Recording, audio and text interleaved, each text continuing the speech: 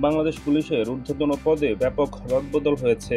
বেশ কয়েকজনকে নতুন দপ্তরে দেওয়া হলেও অধিকাংশকেই সরিয়ে পুলিশ অধিদপ্তর ও ঢাকা মেট্রোপলিটন পুলিশ সদর দফতরে যুক্ত করা হয়েছে। মঙ্গলবার স্বরাষ্ট্র মন্ত্রণালয়ের এক জারিকৃত বিজ্ঞাপনে এ রদবদলের তথ্য জানা যায়। রদবদল হওয়াদের মধ্যে পুলিশের অপরাধ তদন্ত বিভাগ সিআইডির প্রধান অতিরিক্ত পুলিশ মহাপরিদর্শক মোহাম্মদ আলী মিয়াকে পুলিশ অধিদপ্তরে, অতিরিক্ত আইজিপি মোহাম্মদ তৌফিক মাহবুব চৌধুরীকে পিবিআই এর প্রধান, অতিরিক্ত উপমহাপরিদর্শক মোহাম্মদ আনোয়ার হোসেনকে খাগড়াছড়ির এপিবিএন ট্রেনিং সেন্টারে, অতিরিক্ত ডিআইজি এএফএম আঞ্জুমান কামালকে সিআইডিতে পাঠানো হয়েছে।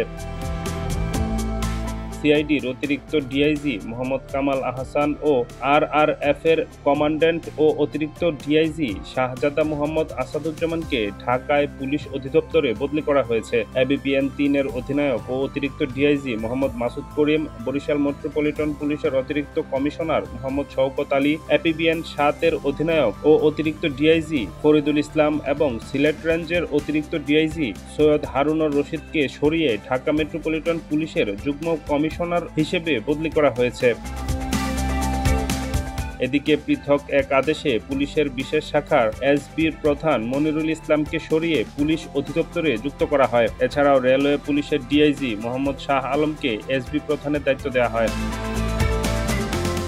আরেক প্রজ্ঞাপনে বাংলাদেশ পুলিশের বিভিন্ন ইউনিটের পুলিশ সুপার পদমর্যাদার ২৮ কর্মকর্তাকে বদলি করা হয়েছে। এর মধ্যে ১২ জনকে ঢাকা মহানগর পুলিশে উপ পুলিশ কমিশনার হিসেবে বদলি করা হয়। এছাড়া একজনকে ডিএমপির অতিরিক্ত উপ কমিশনার হিসেবে বদলি করা হয়।